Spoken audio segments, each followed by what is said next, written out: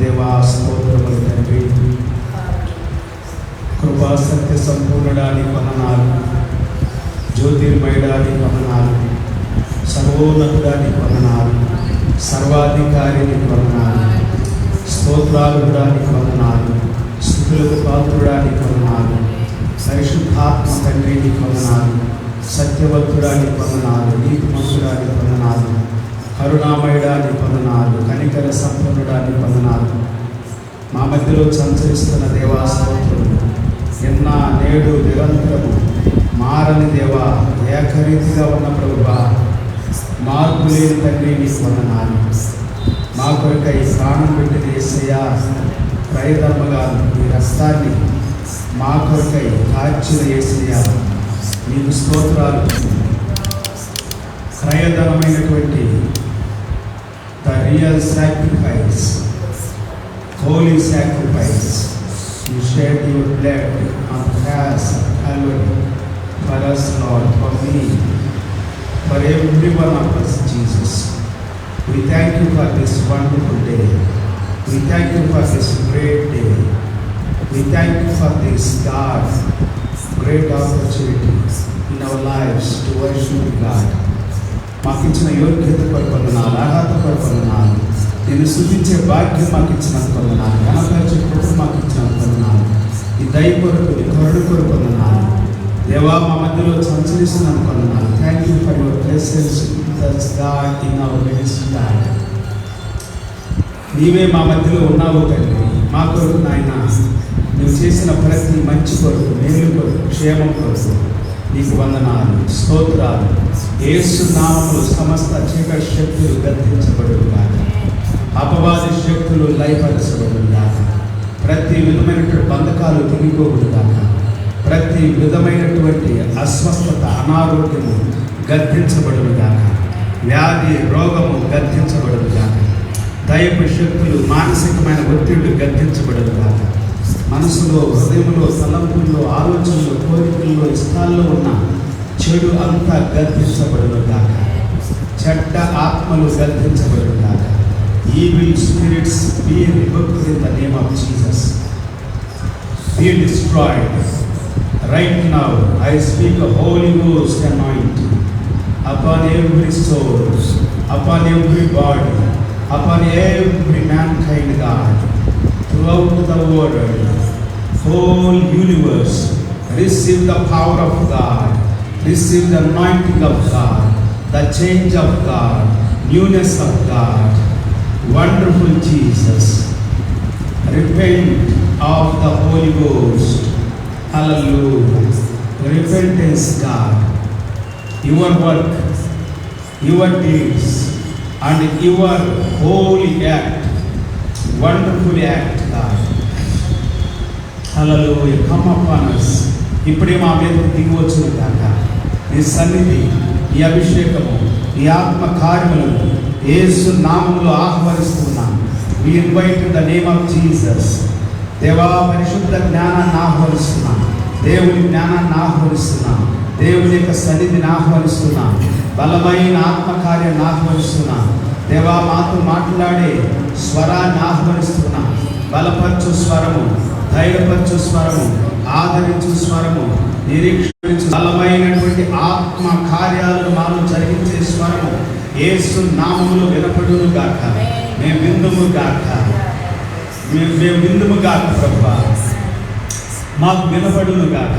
ప్రతి ఒక్కరూ విందులు గాక, ప్రతి ఒక్కరి వినే చెవులు తెరవబడును గాక, మనోనేత్రము యేసు నామములో తెరవబడును గాక, మనో హృదయము తెరవబడును గాక, అంతరంగము నూతన పరచబడును గాక, ప్రతి చీకటి ఆత్మ గద్దించబడును గాక, విరోధక ఆత్మ గద్దించబడును గాక, తేట తెల్లని ఆత్మ విడుదలవును గాక. హల్లెలూయా.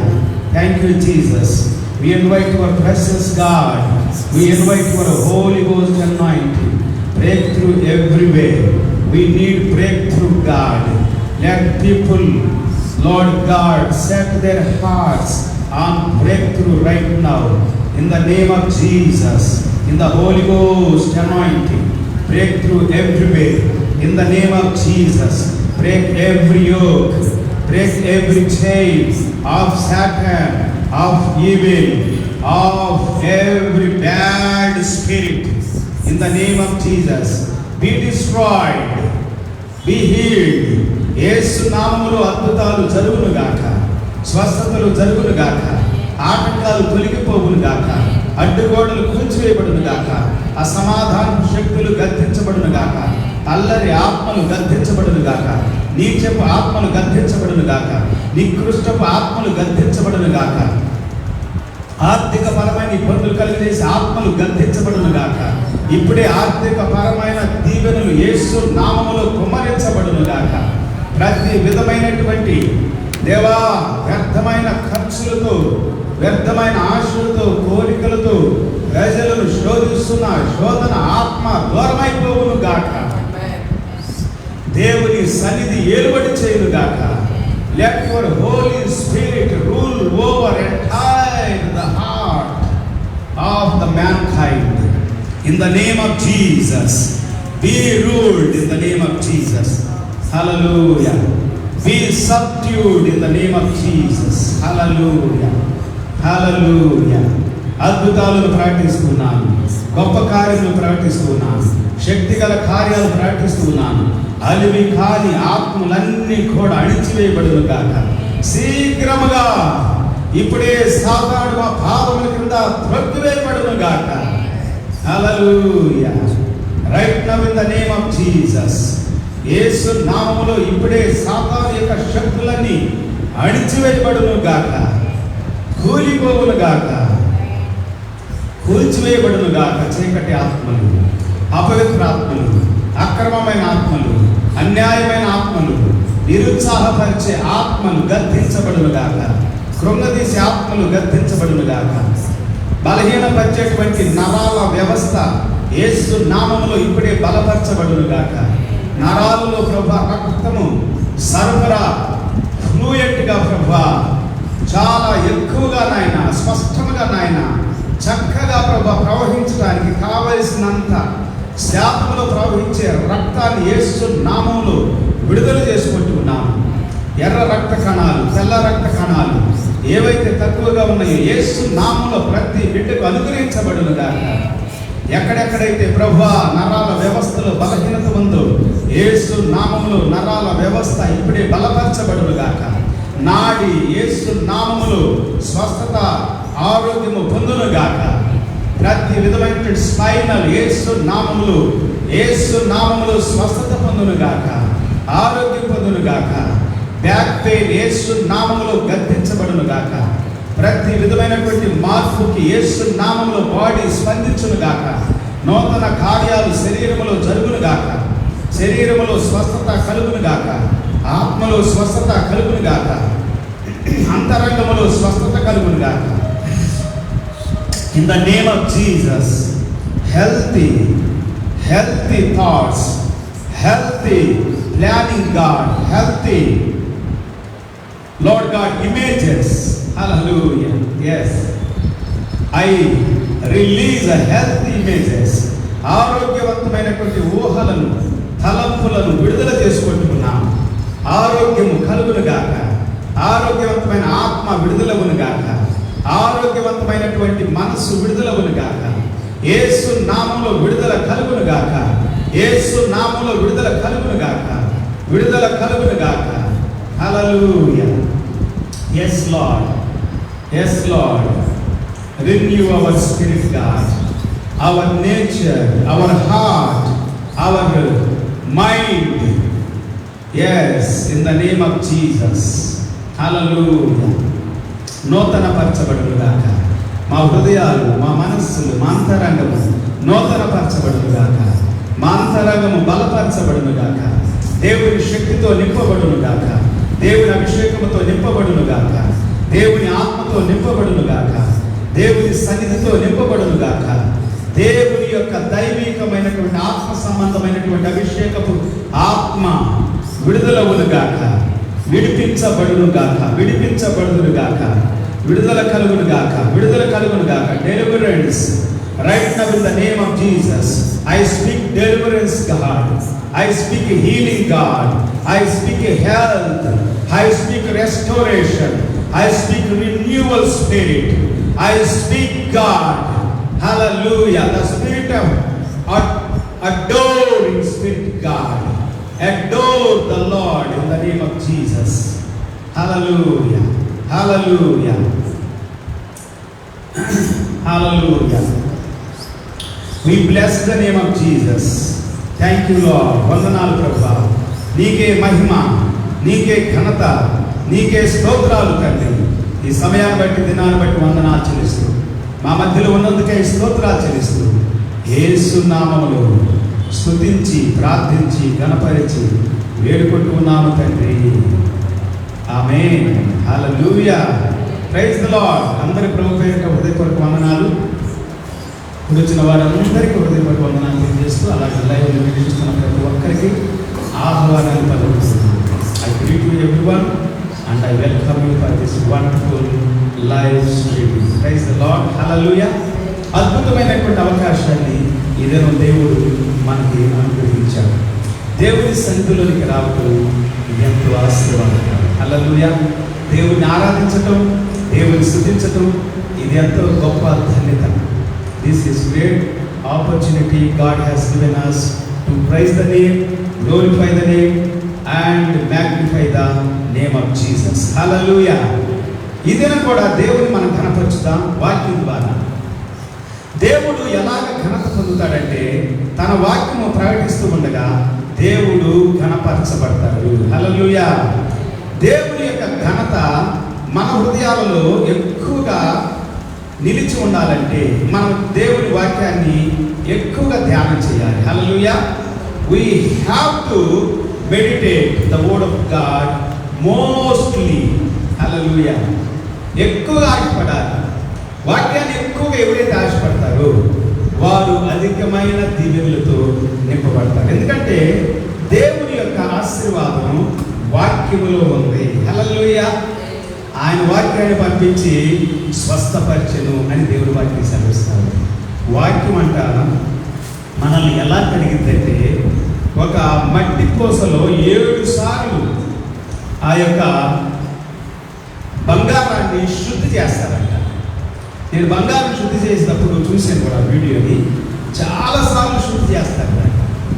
అది మనం ఆభరణాలు కొంతమంది ధరిస్తారు, కొంతమంది ధరించరు. ధరించే వాళ్ళని నేనే తక్కువగా చూడను.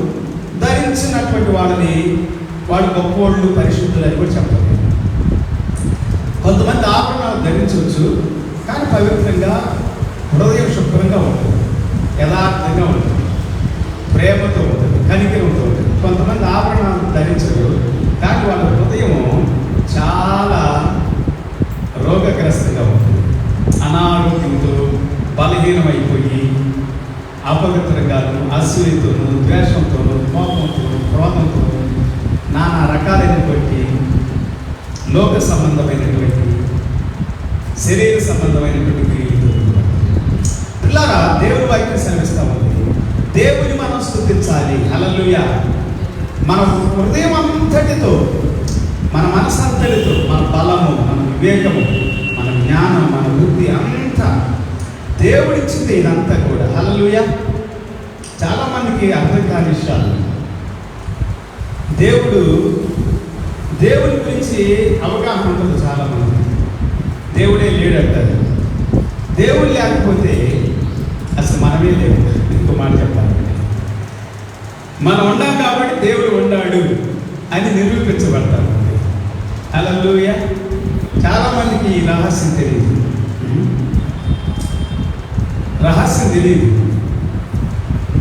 రహస్యం తెలుసుకున్నటువంటి వారు మాత్రమే ప్రభువుని ఆరాధిస్తారు.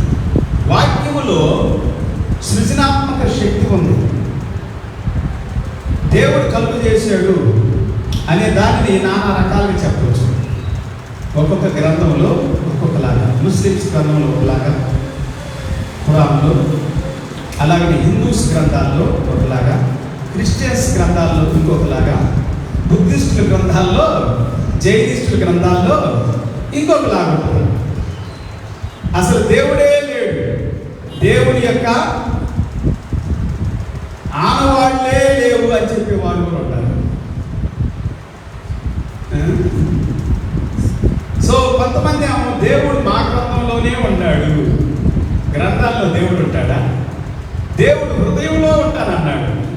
నీ హృదయమే నాకు ఆలయము, నివాస స్థలము. That is my dwelling place, that is my temple, that is my ecclesia, that is my kahal, that is my. ఇంకా ఇలా చెప్పుకుంటా పోతే మీరు ఏమన్నా అనుకోండి. kahal అంటే హెబ్రీ పదం అన్నమాట, దేవుని నివాస స్థలం. ఎక్లేషియా అంటే అది గ్రీకులో నుండి, లాటిన్లో నుండి గ్రీకులోకి వచ్చింది. సో గ్రీకులో నుండి లాటిన్లో లాటిన్, క్లేషియా అంటే బయటకు పిలువబడటము. ఎక్కంటే బయటకు, క్లేషియా అంటే క్లోజ్, క్లియోస్, అట్లా కూడా ఇంకా చాలా రకాల మీనింగ్స్ ఉంది అనుకండి. సో నేను చెబుతుంది ఏంటంటే పిల్లారా, దీని అర్థాలన్నీ కూడా ఒక్కోసారి మనకు అర్థం కానప్పుడు 2-3 పదాలు వాడాల్సి వస్తుంది, అప్పుడు అర్థం అవుతుంది. అట్లాగా వాడేదంతే. అస్సలు మెయిన్ పదం ఏంటంటే దేవుడు హృదయంలో ఉంటాను అని అంటాడు. ఎక్కడ ఉంటాడండి? హృదయంలో, మన అంతరంగంలో ఉంటాడు, మన లోపల ఉంటాడు. Hallelujah. You are my dwelling place, that is the powerful holiest temple. ఇవన్నీ కూడా అన్హోలీ. ఇవి మనం కడిగితే శుభ్రం అవుతుంది, కడగకపోతే శుభ్రం కాదు. అయితే మన హృదయాన్ని దేవుని వాక్యం ద్వారా శుభ్రం చేసుకోవాలి. హల్లెలూయా. నా వాక్యము, నా మాటలు మిమ్మల్ని పవిత్రం చేస్తాయి అని అన్నాడు యేసుప్రభువు. యోహాను సువార్త 15వ అధ్యాయం 3వ వచనంలోను, 17వ అధ్యాయం 17వ వచనంలో ఇలా చెప్పుకుంటా పోతే చాలా వాక్యాలు ఉన్నాయి. కానీ బైబిల్ సెలవిస్తూ ఉంది, నా మాటలు మిమ్మల్ని పవిత్రంగా కడిగేస్తాయి. యేసయ్య రక్తము మనల్ని పవిత్రంగా కడిగిందని 1 యోహాను పత్రిక 1వ అధ్యాయము 7 నుండి 9 వరకు, అలాగని ఎఫెసీ పత్రిక 1వ అధ్యాయము 7వ వచనము, 1 పేతురు రాసిన పత్రిక 1వ అధ్యాయము 18వ వచనము, ఇలా చెప్పుకుంటూ పోతే మార్కు సువార్త 10వ అధ్యాయము 45వ వచనం యేసుక్రీస్తు రక్తాన్ని గురించి, యేసుక్రీస్తు రక్తం ఎలా శుభ్రం చేస్తుందో 1 కొరింథీ పత్రిక 6వ అధ్యాయము 10-11 వచనాలు, 9 నుండి మీరు చదువుకుంటే 11 వరకు ఎలా శుభ్రం చేస్తుందో, ఎలాగ మనం కడుక్కుంటామో నీళ్లతో, ఎలాగైతే మన యొక్క ఇంటిని, మన పాత్రల్ని, మన వస్త్రాల్ని, మన దేహాన్ని, మన తలని, తల నుండి అరికాల వరకు రోజు కడుక్కుంటారు. నేను కడుక్కోలేదండి ఈరోజు అని ఎవరైనా చెప్పగలుగుతారా? కడుక్కున్నారు అందరూ? తలస్నానం చేశారా? చేయలా? హల్లెలూయా. తలస్నానం చేయాలి రోజు. ఏం కాదు, చాలా మంది చేయొద్దంట, రోజు చేయొద్దంట, రోజు చేయొచ్చు, ఏం కాదు. శుభ్రంగా ఆరబెట్టుకోవాలి, మంచి తలస్నానం చేసి. ఈ రోజుల్లో డాండ్రఫ్ వస్తూ ఉంది ఎక్కువగా. కారణం ఏంటంటే తుమ్ము, ధూళి. నూనె పెడతారు కొంతమంది, రోజంతా ఉంచుతారు. నేను విన్నది ఏంటంటే రోజంతా ఉంచకూడదంట నూనె, 2 గంటలు 3 గంటలు చాలు. లేకపోతే డాండ్రఫ్ మన ఆహ్వానం పలికినట్టంట. దురదలు వస్తాయి, కోపుకుంటూ ఉంటారు, శుభ్రత ఉండదు. తలవాడైపోయింది అనుకో, అన్ని పడి మొత్తం ఇంటికి రాలిపోతుంది. అప్పుడు మనసు పాడైపోయింది, మనసు బాధపడింది, ఇంటికి రాలిపోతుంది కదా. సో అలాగా. సో హృదయం కూడా గాయపడింది, దేహం పాడైపోయింది, హృదయం పాడైపోయింది. కాబట్టి రోజు శుభ్రంగా కడుక్కుంటాం, మన పాత్రలు కడుక్కుంటాం. పాత్రలు కడుక్కునే వాళ్ళు ఎవరైనా ఉంటారు ఇంట్లో? కొంతమంది కాడక 2-3 రోజుల వరకు వాసన పడుతూ ఉంటుంది, ఇల్లంతా నీసు కంపు కొడుతుంది. 2-3 రోజులు ఉంచుతారు. ఏ రోజు పాత్రలు ఆ రోజు కడుక్కోవాలి. వీలైతే ఏ రోజు ఏ పూట పాత్రలు ఆ రోజు కడుక్కోవాలి. బట్టలు కూడా ఏ రోజు ఆ రోజు ఉతుక్కోవాలి. ఇప్పుడు అలవాటు లేదు, వారానికి ఒకసారి, వారానికి 2 సార్లు, ఒకవేళ కొంచెం ఆలోచన ఉండకూడదు. ఇక అంతకంటే ఎక్కువగా బద్ధకం వస్తుంది. బిజీగా తండ్రి ఆ రోజుల్లో నేను చిన్నప్పుడు రోజు ఉతికేవాడు, రోజు ఉతికే కాలంకి వెళ్ళి రోజు ఉతికొచ్చేవాడు. మంచి నీళ్ళు అన్నమాట. ఇప్పుడు బోర్ నీళ్ళు అది మునిగే బాధలు. ఇంకా వారానికి ఒకసారి ఉతికితే ఎట్లాగా? రోజు శుభ్రం చేసుకోవాలి. అలాగే మన హృదయాన్ని రోజు శుభ్రం చేసుకోవాలి. హల్లెలూయా, హల్లెలూయా. కొంతమంది అసలు ఆ దినాల్లో బ్రాహ్మణ్స్ వాటి నుంచి చెబుతారు కదా, రోజు నదిలోకి వెళ్ళి స్నానం చేస్తారు, రోజు శుభ్రంగా ఉండాలని చెప్పేవాడు. అది మంచిది. ఎక్కడి నుండి వచ్చింది అది? ఇజ్రాయెల్ దేశం నుండి వచ్చింది. బ్రాహ్మణ్స్ ఎక్కడి నుండి వచ్చారు? ఇజ్రాయెల్ దేశం నుండి. ఇదో రాష్ట్ర బయటపడుతుంది చాలా మంది కాలం. యూదులు ఒక యూదుల తెగ వచ్చిందంట మన దేశానికి. వారు శుభ్రతను గురించి మాట్లాడారు. బైబిల్లోనే ఉంది లేవికాండంలో శుభ్రతను గురించి. శుభ్రంగా ఉండాలి. లేవికాండం మొత్తం చదవండి. శుభ్రత గురించి మాట్లాడుతుంది, పవిత్రత గురించి మాట్లాడుతుంది, పరిశుద్ధత గురించి మాట్లాడుతుంది. మొత్తం చదవండి లేవికాండం. అద్భుతమైనటువంటి విషయాలు. అలా మన దేశాన్ని తీసుకొచ్చారు వాళ్ళు. మన దేశంలో లేదని కాదు, ఉంది, కానీ ఎక్కువగా నాగరికత లేదు. అప్పుడు బైబిల్ గ్రంథంలో నుండి తీసుకొచ్చిన మాటలే. ఇప్పుడు ఉన్నటువంటి గ్రంథాలు ఏముండగా కానీ భూమి మీద, ఈ భూమి మీద ఉన్న ప్రతి గ్రంథము బైబిల్లో నుండి వచ్చింది. గ్రంథం అంటే నేను చెప్పేది ఏంటంటే మనుషుల యొక్క మనసులో నుండి రాయబడిందే గ్రంథం. పుస్తకం, నోట్బుక్ కావచ్చు, గ్రంథం కావచ్చు, హోలీ బుక్స్ అనవచ్చు, ఏదైనా అనవచ్చు. అంటే ఆ దినాల్లో దేవుడు మాట్లాడింది మోషే రాశాడు. దేవుడు మోషేకి తన చేతితో రాసినటువంటి 10 ఆజ్ఞలు పలకలిచ్చాడు. ఆ 10 ఆజ్ఞల్లో నుండి 613 ఆజ్ఞలు వచ్చింది ఇశ్రాయేలుకి. 613 ఆజ్ఞల్లో నుండే దాదాపుగా 1000 ఆజ్ఞలు వచ్చింది అని ఇంకా కొంత చరిత్ర ఉంటావు. కొంతమంది 8,000 అంటారు, కొంతమంది 10,000 అంటారు. ఎన్నన్నా ఉన్నది. నేనేం చెప్తానంటే 10,000 కాదు, 8,000 కాదు,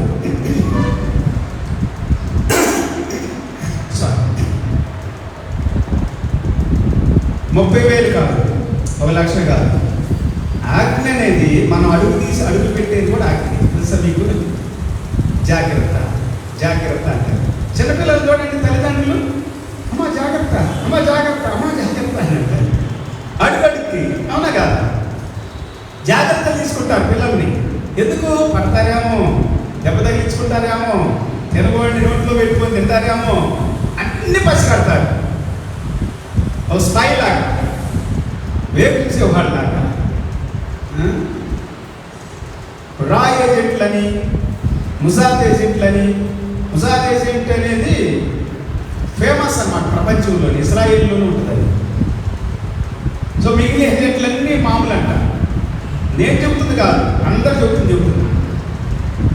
కొంతమంది మతపరమైన వాళ్ళు, క్రైస్తవ్యానికి విరోధంగా మాట్లాడే వాళ్ళు కూడా చెబుతారు ఇజ్రాయెల్ దేశంలోనే ఉంది అని. ఇజ్రాయేల్ అంత పవర్ఫుల్. ఇజ్రాయేల్ ప్రజలు ఎందుకు? వాక్యం ఉంది వాళ్ళలో. దేవుడు వాక్యాన్ని యాకోబుకి ఇచ్చాడు అన్న బైబిల్లో.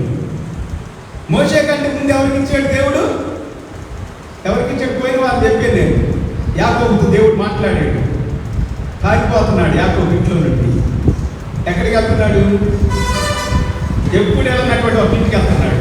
పుట్టిన దగ్గర నుండి ఎప్పుడు వెళ్ళలేదు ఆ ఇంటికి. ఆ ఊరు ఎప్పుడు వెళ్ళలేదు, ఆ ప్రాంతం ఎప్పుడు వెళ్ళలేదు. హారానికి వెళ్తున్నాడు. సిరియాలో ఉన్నటువంటి తన మేనమామ దగ్గరికి వెళ్తున్నాడు, లాబాను దగ్గరికి. రిబ్కా యొక్క అన్నయ్య. రిబ్కా పంపించి చేస్తుంది తన భర్త అయినటువంటి ఇస్సాకుతో మాట్లాడి, నా పెద్ద కొడుకు ఏసావు ఏం చేస్తాడు? నా చిన్న కొడుకుని యాకోబుని చంపేస్తాడు. ఎందుకంటే రిబ్కా భయం. రిబ్కాని తప్పు చేసింది. రిబ్కాని తప్పు చేసి, అరే నువ్వు తీరా, నువ్వు తీసుకెళ్ళి అన్నం పెట్టురా, ఈ కూర పెట్టరు మీ నాన్నకి, నేను చూసుకుంటాను రా వచ్చేది అంతా కూడా అన్నది. ఇప్పుడు కూడా ఆ భయంతో కొడుకుని ఏం చేస్తుంది? దూరదేశం పంపించి చేస్తాను. కానీ దేవుడు వెళుతూ ఉన్నప్పుడు యాకోబు పడుకున్న స్థలంలోనే దర్శనమిచ్చాడు. హల్లెలూయా. వాక్యాన్ని ఇచ్చాడు. హల్లెలూయా. నువ్వు పడుకున్నటువంటి ఈ స్థలము నీకు, నీ పిల్లలకి ఇస్తాను. ఎవరికి ఇస్తాను? నీకు ఇస్తాను, నీ పిల్లలకి ఇస్తాను అని అంటామన్నాడు. ఈ స్థలము నీది యాకోబు.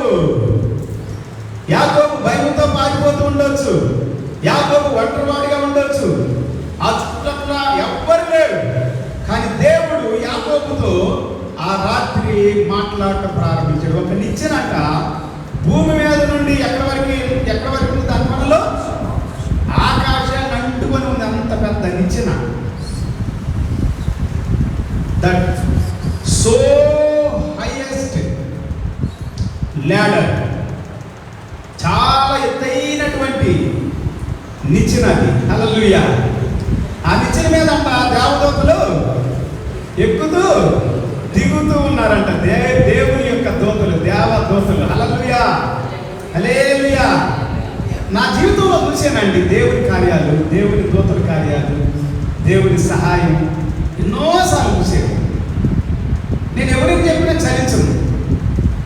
నేను డబ్బుకి భ్రమపడను, డబ్బును చూశాను, అన్నీ చూశాను. చాలామంది నాకు ఫోన్ చేసి ఏవేవో మాట్లాడుతూ ఉంటారు. నీ డబ్బు నాకు అవసరం లేదని చెప్పేస్తా. మోసగాడు కొంతమంది కమ్ చేయాలని జాగ్రత్త తినాలి. చాలామంది ఉన్నారు అట్లాంటి. నాకు అర్థమైపోయింది, నాకు తెలిసిపోయింది. కొంతమంది టెంప్ట్ చేయాలని ఫోన్ చేస్తూ ఉంటారు. ఇలా దేవుని సేవకులతో, దేవుని బిడ్డలతో ఉంటాడు. ఎందుకంటే వాక్యం ఉంటుంది, వాళ్ళలో దైవ జ్ఞానం ఉంటుంది, దేవుడు ఉంటాడు. బైబిల్ గ్రంథంలో దేవుడి వాక్యం స్పష్టంగా చెబుతా ఉంది. యాకోబుతో దేవుడు మాట్లాడాడు. ఈ స్థలము నీది, ఈ స్థలము నీ పిల్లలది, నీ పిల్ల పిల్ల పిల్ల పిల్ల తరాలది. ఇప్పుడున్న ఇశ్రాయేల్ దేశం అది. ఇశ్రాయేల్ దేశము అదే దాదాపుగా 3800 లేకపోతే 4000 అనుకుందాం. 4000 సంవత్సరాల క్రితం దేవుడు యాకోబుతో మాట్లాడినటువంటిది. అబ్రహాముతో మాట్లాడిన స్థలము, ఇస్సాకుతో మాట్లాడిన స్థలము నేటికి కూడా ఉంది. తరతరాలు ఇశ్రాయేలుకి దేవుడు చేసిన వాక్యం. దేవుడి వాక్యాన్ని నమ్మండి పిల్లలు. ఇవి రుజువులు మనకి, ఇవి కథలు కాదు, ఇవి రుజువులు. దేవుని స్తోత్రం. హల్లెలూయా, హల్లెలూయా, హల్లెలూయా. ఈ మధ్యకాలంలో కొంతమంది ఉంటా ఉంటారు. ఆర్ఎస్ఎస్ వాడు కూడా యూదులేనంట. యూదుల దగ్గరలో చాలా దగ్గర ఉండేవి. వాళ్ళు కూడా ఒకప్పుడు ఇజ్రాయెల్ దేశం నుండి ఆ ప్రాంతాలను వచ్చిన వాళ్ళు అంటే ఇజ్రాయెల్ దేశం చెదిరిపోయారు. చాలా మంది చెదిరిపోయిన నుండి కొంతమంది మన దేశానికి వచ్చారు కొన్ని వేల సంవత్సరాల క్రితం. దేవుని స్తోత్రం. హల్లెలూయా. సో ఏదేమైనప్పటికీ పిల్లారా, వాక్యం యాకోబుకు వచ్చింది. ముందు వాక్యం యాకోబును పవిత్రం చేసింది, వాక్యం యాకోబును బలపరిచింది, వాక్యం యాకోబుని దీవించింది, ధైర్యపరిచింది, ఆదరించింది, నిరీక్షణతో నింపింది, విశ్వాసంతో నింపింది, ధైర్యంతో నింపింది. యాకోబు దీవించబడ్డాడు. హల్లెలూయా. అదే యాకోబు యొక్క వంశంలో నుండి యేసు ప్రభు వచ్చాడు. తెలుసా మీకు? యాకోబు యొక్క వంశంలో నుండే యేసు ప్రభు వచ్చాడు. మీకు ఇంకొక విషయం తెలుసా? యేసు ప్రభు వంశంలో రాముడు ఉన్నాడు. డు అనేది ప్రథమా విభక్తి, రాము. బైబిల్లో రాము అని ఉంది.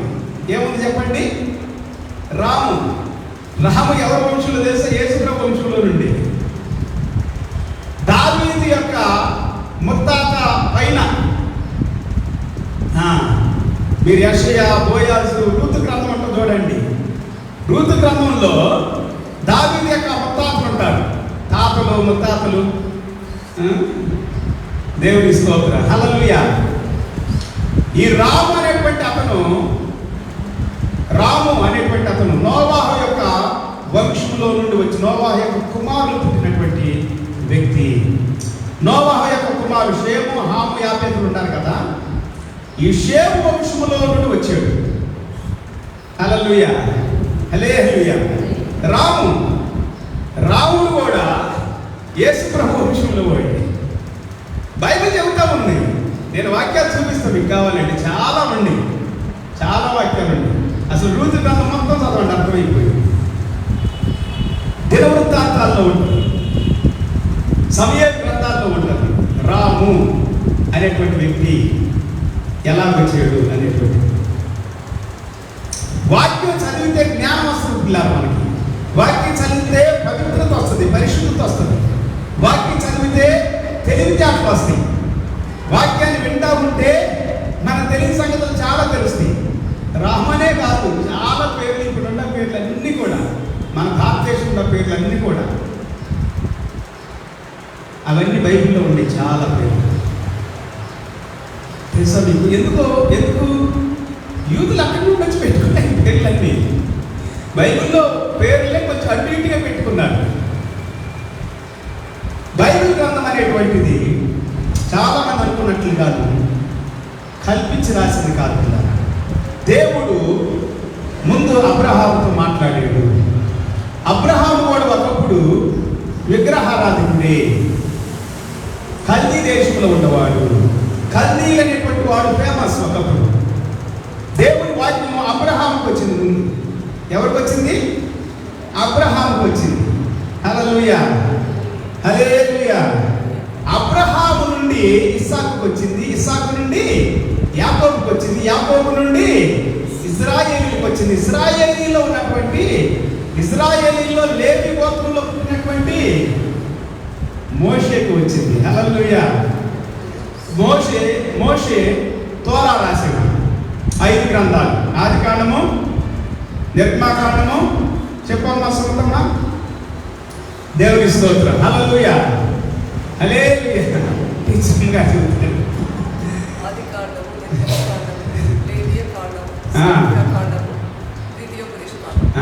5 కాండాలు. దేవుని స్తోత్రం. ఎందుకంటే టీచర్ గారు చెప్పాలి కదా. ఆమె లెక్చరర్ కూడా, లెక్చరర్లో నుండి టీచర్ అయింది. గవర్నమెంట్ జాబ్ వచ్చింది. ఆమె ప్రైవేట్లో లెక్చరర్ కాలేజెస్.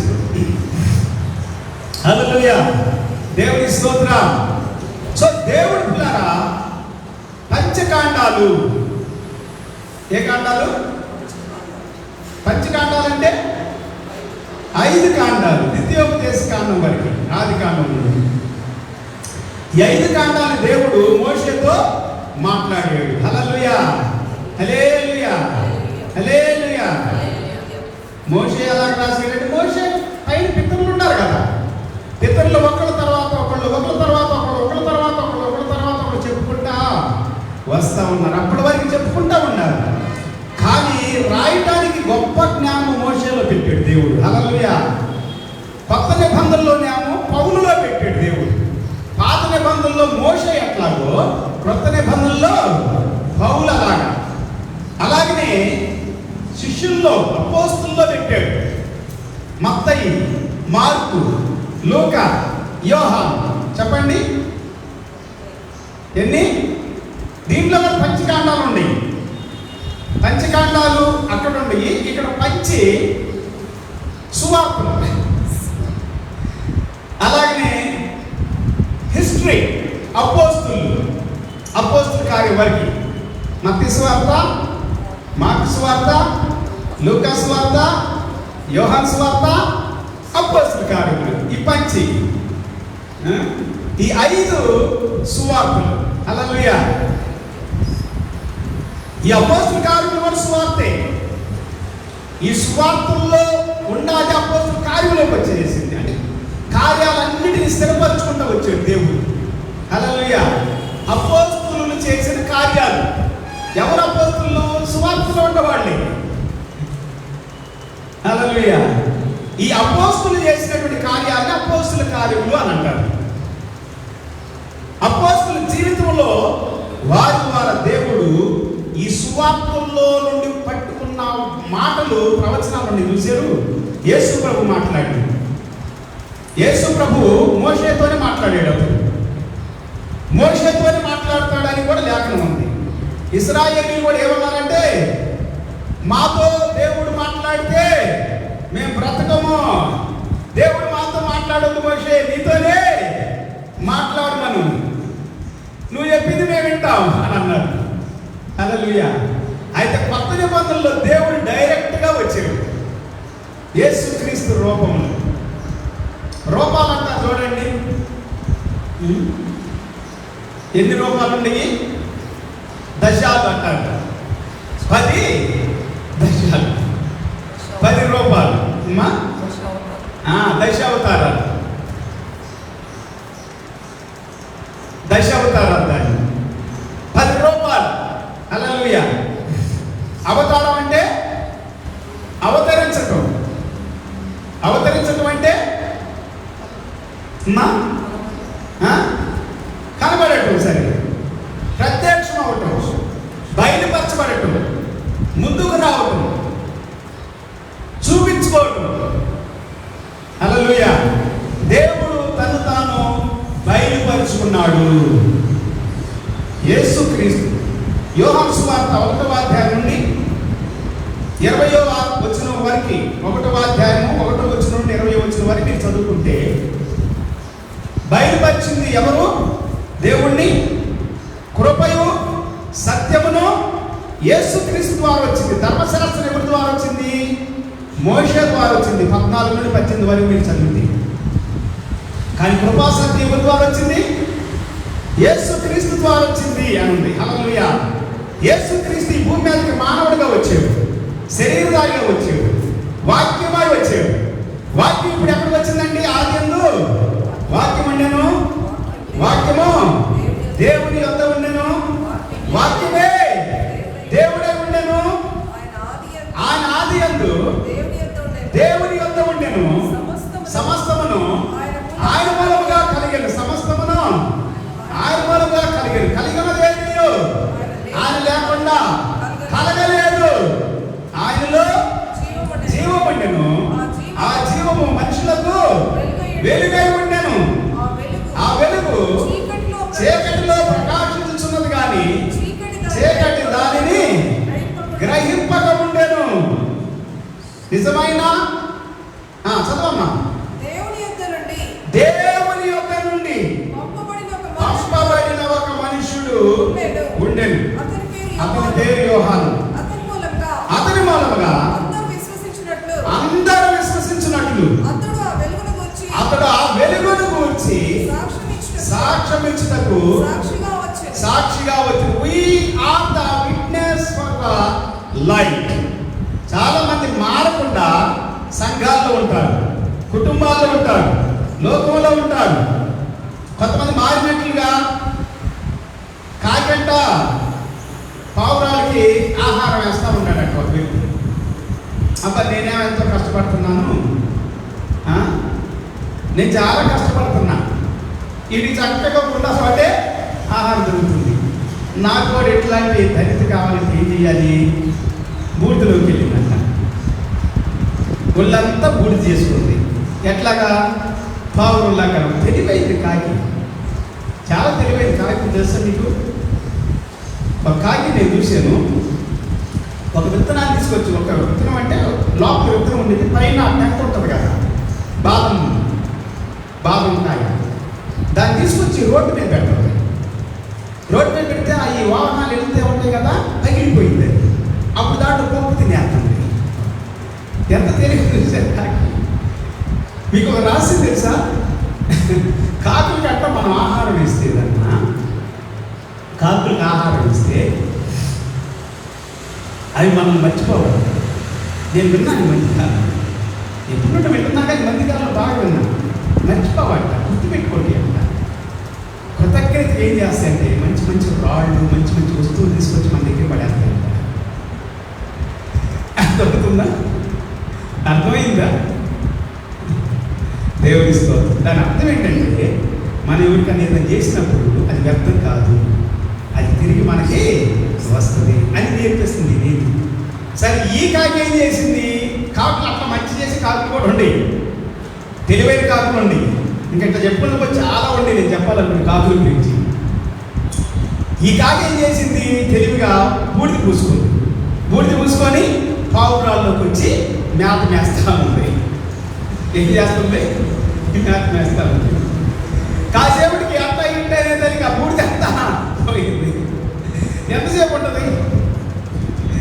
బూడిద అంతా పోయేదానికి ఇక పావురాలకి అర్థమైపోయింది. ముక్కు మూతి అంత కొంచెం సేమ్గా మనగా ఉంది, కానీ ఆకారం మాత్రం ఏదో తేడా బొంత తీసిపోయింది పావురాలే తరివేసింది. దేవుడి స్తోత్రం, హల్లెలూయా. పావురాలు కాకుల్ని దగ్గరికి రాని తెలుసా? కానీ కాకులు చాలా శ్రేష్టమైనవి. కాకి గూటులోనే కోకిలు వస్తుందని విన్నాను నేను.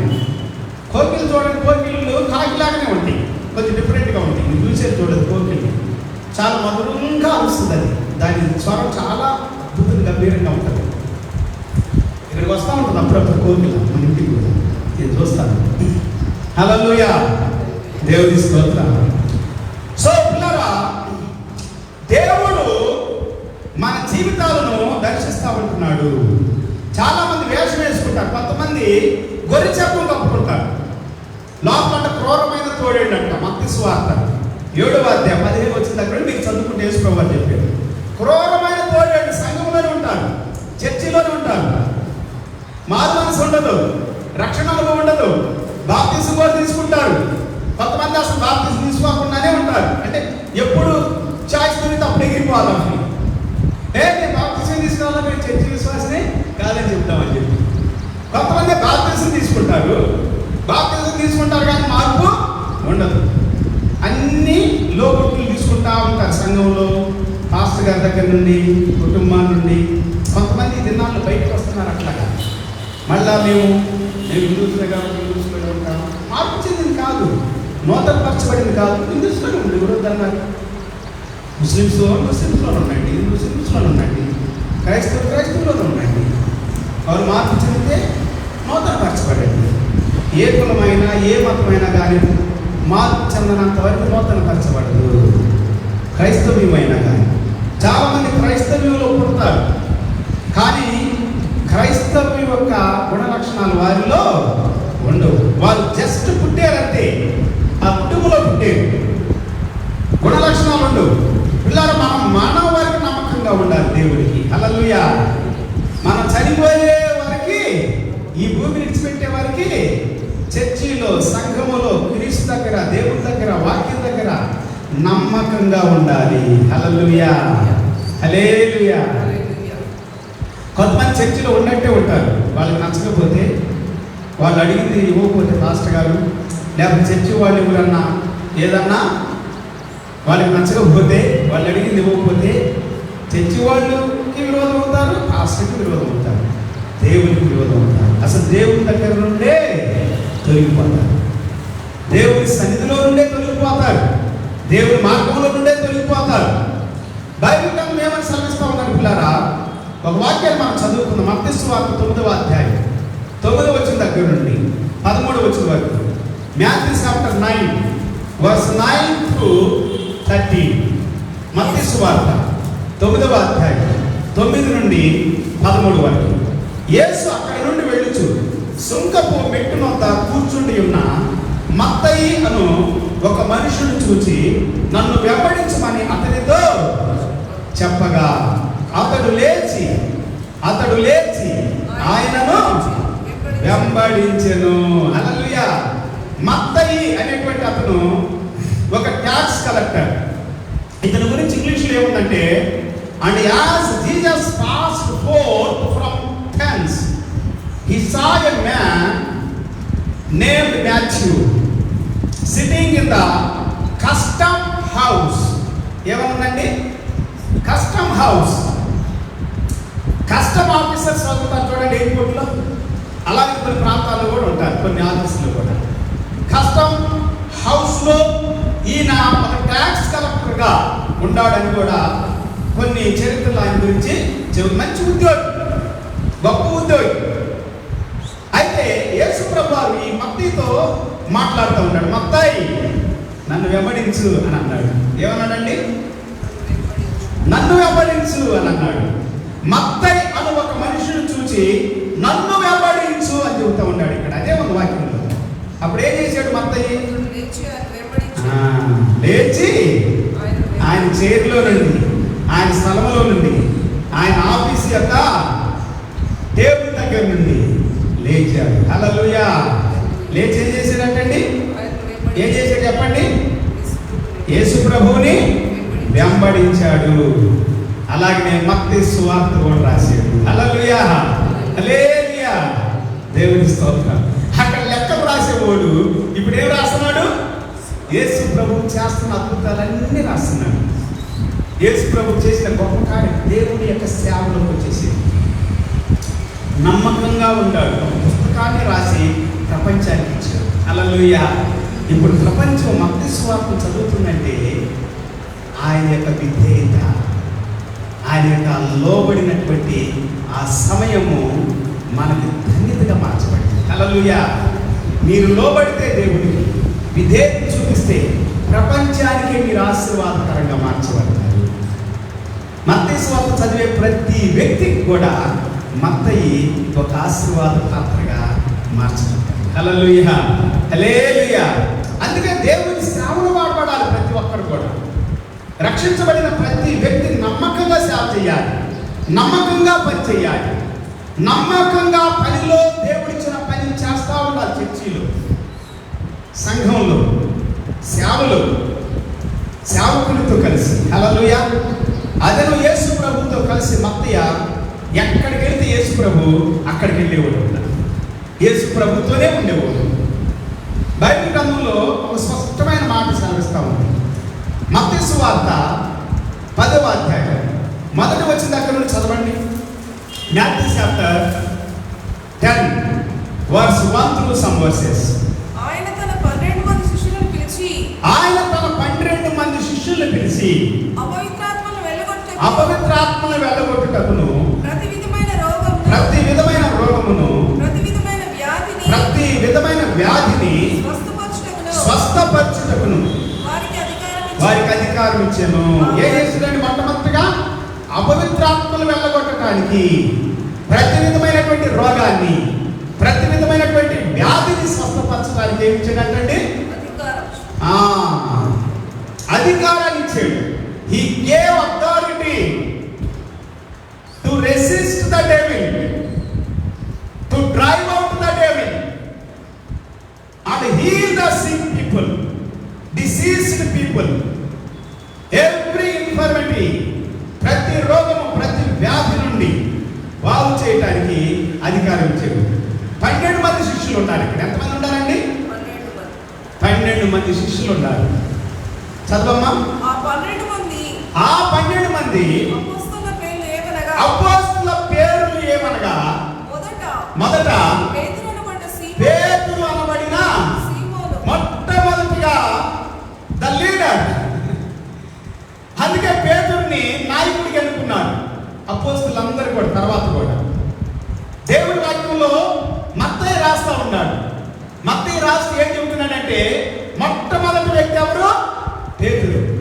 మత్తయి సువార్తలో కూడా మత్తయి రాస్తా ఉన్నప్పుడు 16వ అధ్యాయం 18వ వచనంలో ఏమని రాసిందంటే మత్తయి గారు పేతురు గురించి, పేతురు నీ పేరు పేతురు, నువ్వు పేతురువి అని చెబుతూ యేసు ప్రభువారు ఏమన్నారంటే ఈ బండ మీద నా సంఘాన్ని నేను కడతాను. పైన ఇంకా చాలా విషయాలు చెప్పాడు పేతురు గురించి యేసు ప్రభువారు. ఈ విషయాలు నా గురించి, నన్ను గురించి పరలోకం ఉన్నటువంటి తండ్రి, పరలోకపు దేవుడే నీకు బయలుపరిచాడు కానీ వేరే ఎవరో కాదు. ఏమని చెప్పాడు పేతురు యేసు ప్రభుతో? నీవు సజీవుడైనటువంటి దేవుని యొక్క కుమారుడైన క్రీస్తువు అని అన్నాడు. దేవుని స్తోత్రం. యేసు ప్రభు ఏమనంటే తండ్రే నీకు బయలుపరిచాడు కానీ వేరేది కాదు. అందుకే పేతురు పిలుస్తున్నాడు యేసు ప్రభు. పేతురు సంఘాన్ని నేను కడతాను, ఈ సంఘం ఎదుట పాతాళం యొక్క ద్వారాలు నిలవజాలవు, పాతాళం యొక్క ద్వారాలు నిలవజాలవు. హల్లెలూయా, హల్లెలూయా. బైబిల్ చెబుతుంది అందుకే పేతురుకి దేవుడు తాళపు చెవినిచ్చాడు అని చెబుతాడు. హల్లెలూయా. అందుకే మత్తయి అంటూ ఉన్నాడు. మత్తయి చాలా విషయాలు చెబుతున్నాడు.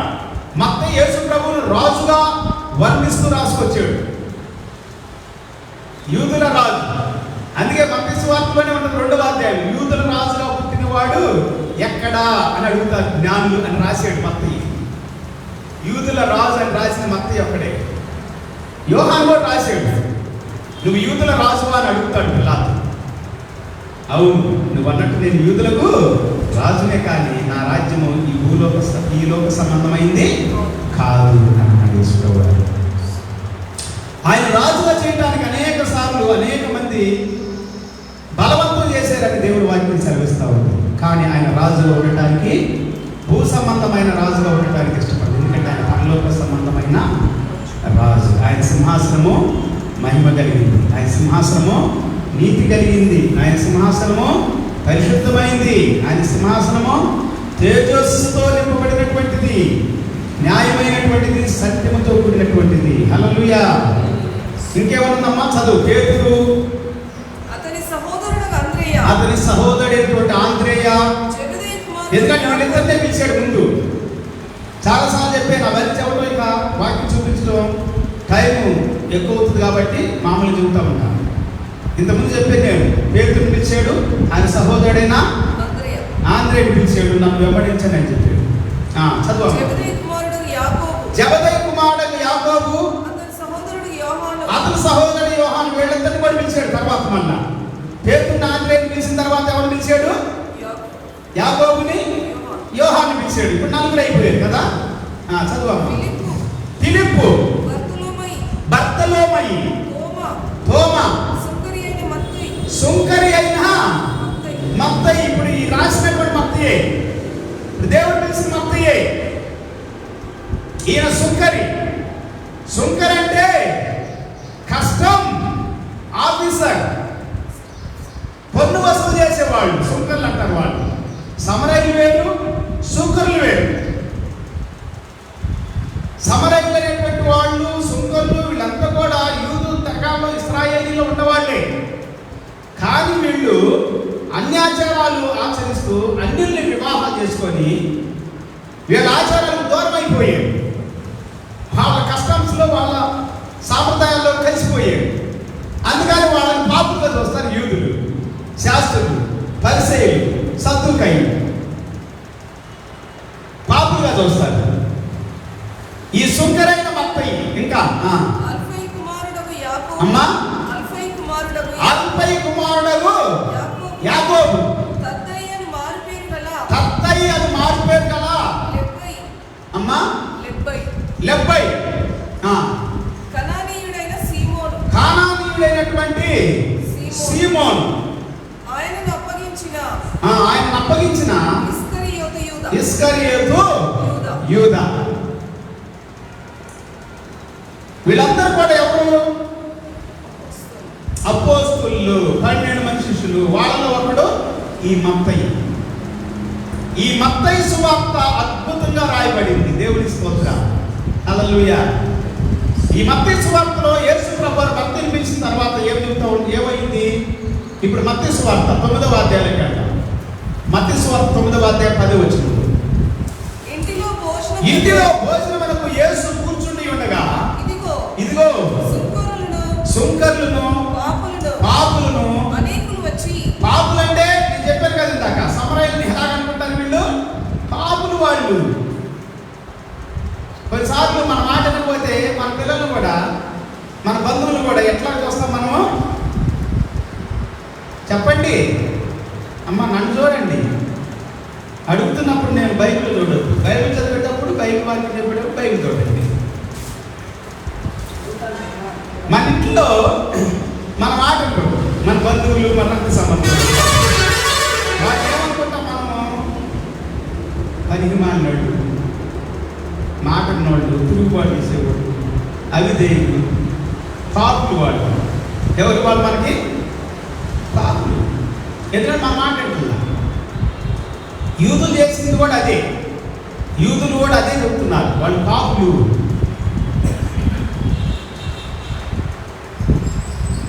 మరి యేసు ప్రభు ఏమంటున్నాడు దాని గురించి? చదవమ్మా. అనేకులు వచ్చి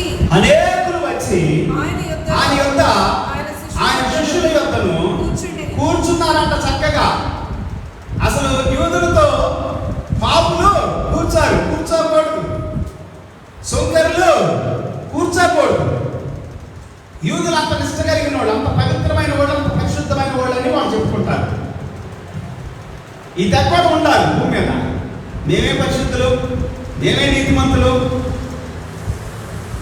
మేమే గొప్పవాళ్ళం, మా మాట వినాలి, మాదే వేదం, మా మాట వేదం, మేము చెప్పిందే వేదము అనేటువంటి వాళ్ళు భూమి మీద ఉండాలి, మన ఇళ్లలో ఉండాలి, సంఘాల్లో ఉండాలి. ఒక్కోసారి మనలోనే ఉంటాడు వాడు. ఎక్కడ ఉంటాడు? మనలో కూడా ఉంటాడు. జాగ్రత్త. ఇది మంచిదేనా? యేసుప్రభు ఏం చెబుతున్నాడు మరి? ఇప్పుడు 11 వచ్చిన చదువు. పరిసయ్యులను చూచి మీ బోధకుడు సుంకరులతోనూ పాపులతోనూ కలిసి ఎందుకు భోజనం చేస్తున్నాడని ఆయన శిష్యుల్ని అడుగుతున్నారు. తెచ్చిపోయిందిగా, అర్థమవుతుంది కదా నేను చెప్పింది, నాకు చెప్పింది. ఈ పరిస్థితి ఏం చేస్తున్నారు? ఎప్పుడు వేపు చూస్తూ ఉంటారు. ఏజెంట్లు వీళ్ళు, యూదుల యొక్క ప్రధాన యాజకుల యొక్క ఏజెంట్లు ఈ పరిస్థితి. యేసుప్రభు ఏం చేస్తున్నాడు? శిష్యులు ఏం చేస్తున్నారు? ఎక్కడికి వెళ్తున్నారు? ఏం మాట్లాడుతున్నారు? వాళ్ళ కథ ఏంటి, వాళ్ళ కార్ఖాన ఏంటి, వాళ్ళ పడకేంటి, వాళ్ళ నడకేంటి, వాళ్ళ చూపేంటి, అన్ని పరిశీలించండి అని పంపబడినటువంటి రా ఏజెంట్ అంటే చూడండి మన భారతదేశానికి. వాళ్ళు మంచి చేసేవాళ్ళు, ముజాజ్ ఏజెంట్ అని చెప్పారు కదా, వాళ్ళు మంచి చేసేవాళ్ళు. కానీ వీళ్ళు ఏం చేస్తారు? వీళ్ళు యేసు ప్రభు చర్యలన్నింటినీ పరిశీలన చేస్తూ ఉంటారు. తిన్నది, పనుకున్నది, కూర్చున్నది, లేచింది అన్నీ విమర్శించటం, నిందించటం, అవమానించటం, దూషించటం. నువ్వు చెడ్డోడివి, చెడు చేస్తున్నావు, మంచి చేయట్లా, నువ్వు పాపివి, నువ్వు దుర్మార్గుడివి, దయ్యం పట్టినోడు మనం నా చాలాసార్లు వేసుకోవాలి. మీ సేవకుడేంటి, మీ బోధకుడేంటి? పాపంతో కూర్చుంటున్నాడు, సుఖంతో కూర్చుంటున్నాడు, భోజనం చేస్తున్నాడు అని అంటా ఉన్నారు అన్నమాట. దానికి యేసు ప్రభు ఏమంటున్నాడు? 12వ వచనంలో ఆయన ఆ మాట విని రోగులకే కానీ ఆరోగ్యం గల వారికి వైద్యుడు అక్కరలేదు. But when Jesus heard that, he said unto them, they that be whole need, not a physician. They that be whole need not a physician. Sorry. They that be whole need not a physician, but they that are sick. ఎవరైతే రోగగ్రస్తులుగా ఉన్నారో వారికే వైద్యుడు అవసరం, కానీ ఆరోగ్యం కలిగినటువంటి వారికి వైద్యుడు అవసరమా? లేదు. ఆరోగ్యం ఉన్న వారికి వైద్యుడు అవసరమా? వైద్యుడు అవసరమా? లేదు. అనారోగ్యంగా ఉన్న వాళ్ళకి వైద్యుడు అవసరం. యేసు ప్రభు చెబుతా ఉన్నాడు ఇక్కడ. ఇంకేమంటున్నాడు? అయితే నేను పాపులను పిలవచ్చింది కానీ నీతిమంతులను పిలవా రాలేదు.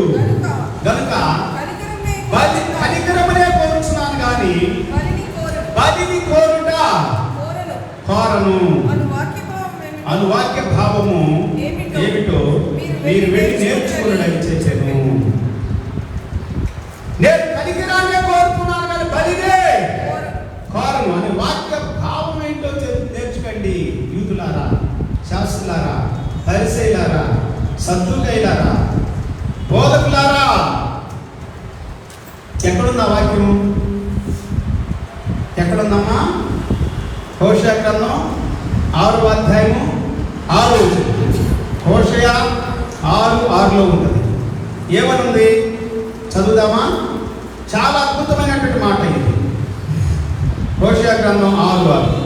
నేను బలిని కోరను కానీ కనికరమునే కోరుచున్నాను. దహన బలుల కంటే దేవుని గురించిన జ్ఞానము నాకు ఇష్టమైనటువంటిది. హల్లెలూయా. దహన బలుల కంటే దేవుని గురించిన జ్ఞానం నాకు ఇష్టమైనటువంటిది. అద్భుతమైన మాట కదండి. కఠినత్వాన్ని నేను కోరుకోవట్లేదు, ద్వేషించడం నేను కోరుకోవట్లేదు, దూషించడం నేను కోరుకోవట్లేదు, అసహించుకోవటం, అసూయతో అక్కసుతో మాట్లాడటాన్ని నేను కోరుకోవట్లేదు. పాపులుగా ఉండటానికి నేను ఇష్టపడట్లేదు. రోగగ్రస్తులుగా ఉండటానికి నాకు ఇష్టము లేదు అని దేవుడు చెబుతున్నాడు కదా. బలిని నేను కోరుతాను, కనికరాన్ని కోరుకుంటున్నాను అని దేవుడు చెప్పాడు కదా. ఆ వాక్యం యొక్క భావం ఏంటో మీరు వెళ్ళి తెలుసుకోండి. అది తెలుసుకున్నా వచ్చి నాతో మాట్లాడండి. దేవుడు బలిని కోరడు, దేవుడు కఠినత్వాన్ని కోరడు. బలైపోవటం అంటే నాశనమైపోవటం, నశించిపోవటం, పాడైపోవటం, పతనమైపోవటం. పాడైపోయిన వాడు ఆసక్తిలోనే ఉండటం, నాశనం అయిపోయిన వాడు ఆసక్తిలోనే ఉండటం దేవునికి ఇష్టమో లేదు, దేవుని చిత్తమో కాదు. దేవుని చిత్తం కాదు, దేవునికి ఇష్టం కాదు. మరి దేవుడు కోరటం లేదు.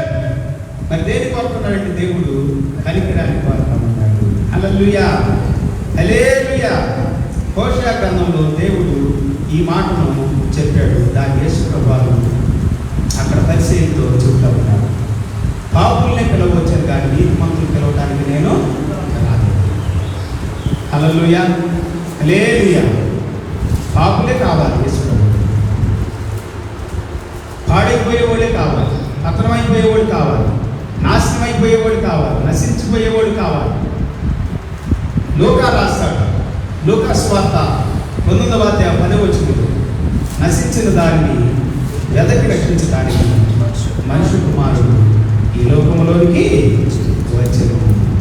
The son of man came to this world to seek and to save which was last.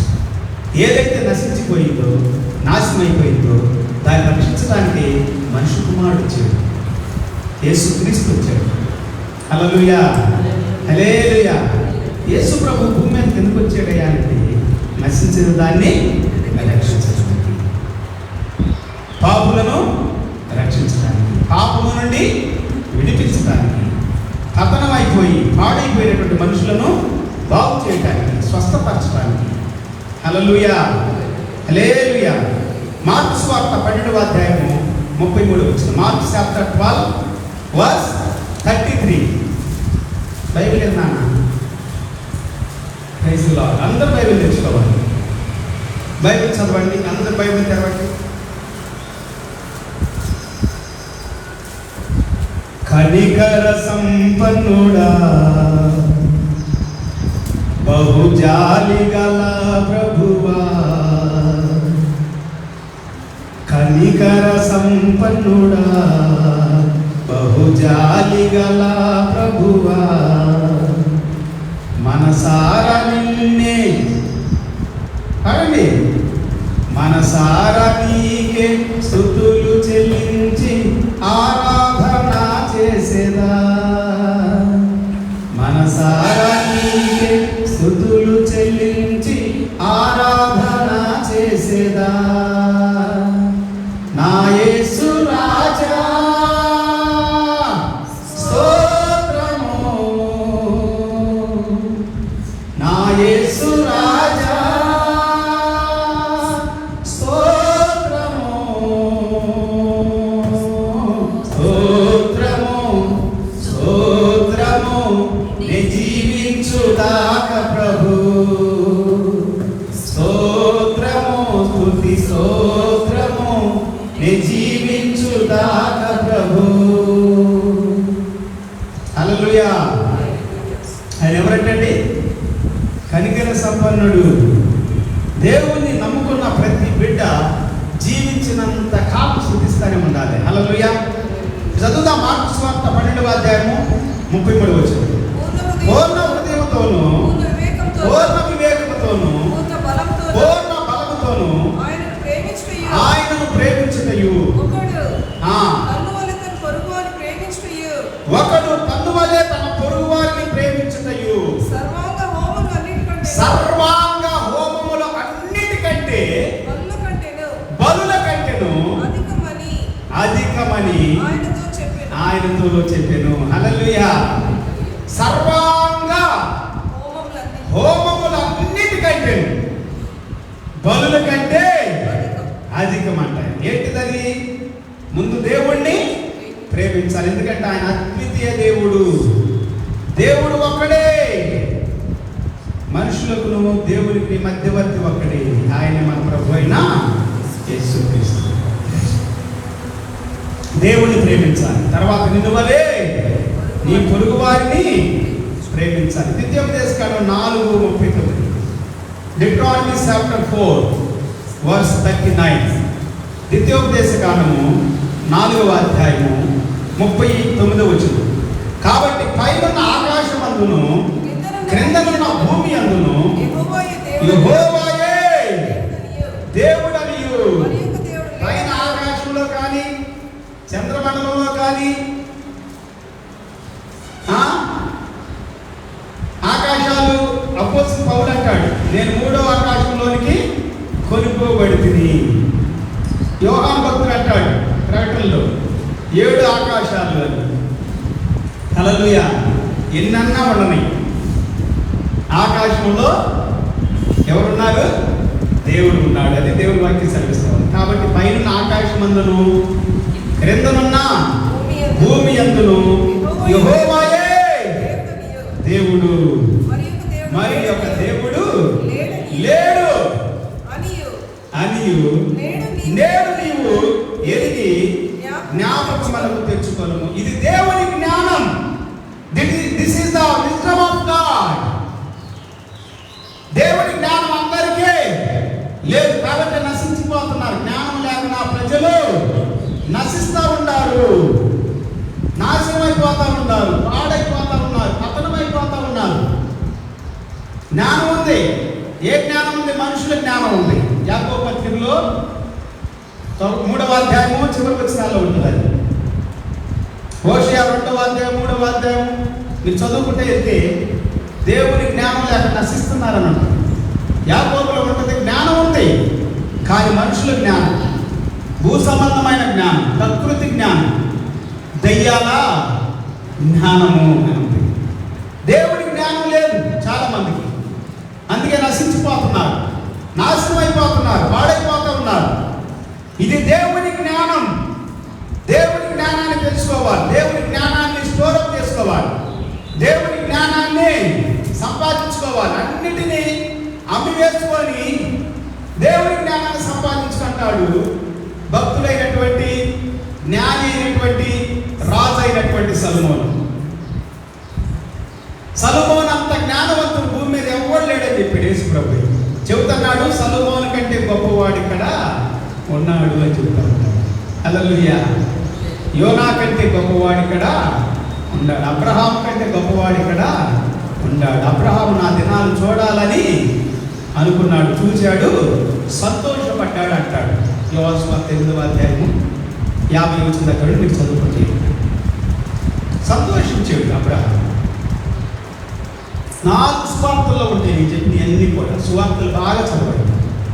తర్వాత ఇంకా ఉండి నేను చెబుతాను. దేవాలయం కంటే గొప్పవాడు ఇక్కడ ఉన్నాడు. విశ్రాంతి దినానికి కూడా ప్రభు ఇక్కడ ఉన్నాడు. నేనే దేవుని స్తోత్రం. దేవుడు ఒక్కడే. దేవునికి నీ మనుషులకు మధ్యవర్తి ఒక్కడే, ఆయన ప్రభు అయిన యేసుక్రీస్తు. ఈ భూమి మీదకి మానవుడిగా వచ్చాడు. ఆయన కుమారుడు దేవుడిగా తన సింహాసనాన్ని వదిలిపెట్టి మానవుడిగా వచ్చాడు కాబట్టి కుమారుడు. హల్లెలూయా, హల్లెలూయా. కొలస్సీ పత్రిక 8వ అధ్యాయం 4వ వచనంలో కొన్ని మాటలు ప్రస్తావించారు. అయితే ఇప్పుడు మనము రోమపత్రిక 3:30 వచనం, రోమన్స్ చాప్టర్ 3 verse 30. రోమపత్రిక 3:30. దేవుడు ఒక్కడే కనుక ఆయన సున్నతి గల వారిని విశ్వాస మూలముగాను, సున్నతి లేని వారిని విశ్వాసము ద్వారాను నీతిమంతులుగా తీర్చును. సున్నతి కలిగినటువంటి వారిని విశ్వాస మూలంగా, మూలం అన్నమాట విశ్వాసానికి. అబ్రహాము దేవుణ్ణి నమ్మెను, అది అతనికి నీతిగా ఎంచబడెను. అబ్రహాము సున్నతి పొందుకున్నాడు. అబ్రహాము పిల్లలు సున్నతి పొందుకున్నారు. ఇశ్రాయేలీయులు సున్నతి పొందుకున్నారు. అలాగే అబ్రహాము పిల్లలైనటువంటి ఇష్మాయేలు సున్నతి పొందాడు. అందుకే ముస్లిమ్స్ కూడా సున్నతి పొందుతారు. ముస్లిం కంట్రీస్ ఎన్నన్నా ఉండని 20 నుండి 30 వరకు కొంతమంది ఉంటారు. ఎన్నన్నా ఉండని కంట్రీస్ అన్నీ సొంత కొనుక్కుంటారు. అబ్రహాం సంతానం ఇస్మాయిల్ కూడా ముస్లిమ్స్ కూడా అందరూ భూమి మీద ఉన్న ప్రతి ముస్లిం అబ్రహాం సంతానమే. ఎవ్రీవన్. భూమి మీద ఉన్నటువంటి యూదులు కానీ క్రైస్తవులు కానీ యూదా మతంలో ఉన్న అనేక మంది ఇంకా ఇప్పుడు ఈ భూమి మీద భారతదేశానికి వచ్చినటువంటి ఈ బ్రాహ్మణ్స్ కానీ అంతా అబ్రహాం పిల్లలే. తెలుసా మీకు? మన భారతదేశాన్ని ఏర్పాటు చేస్తున్నటువంటి బ్రాహ్మణ్స్ అంతా అబ్రహాం పిల్లలే. తెలుసా? తెలియదు. ఇంకో మాట వస్తే మనం కూడా అబ్రహాం పిల్లలమే. భారతీయులు, ఒరిజినల్ ఇండియన్స్, సౌత్ ఇండియన్స్, భారతీయులందరూ కూడా అబ్రహాం పిల్లలే. తెలుసా మీకు? ఆత్మమూలముగా విశ్వాసం ద్వారా అన్నది వాళ్ళ విశ్వాసం మూలముగా మనమేమో విశ్వాసం ద్వారా నీతిమంతులుగా తీర్చబడి దేవుని పిల్లలంగా అవుతా ఉన్నాము. అందుకే యోహాను సువార్త 1:12 వచ్చి చెబుతుంది, తను అందరూ అంగీకరించిన వారందరికీ దేవుని పిల్లలు అవ్వడానికి అధికారము అనుగ్రహించబడెను. మన రక్తం వలనను మనుషేచ్ఛ వలనను శరీరేచ్ఛ వలన పుట్టినటువంటి వారము కాదు.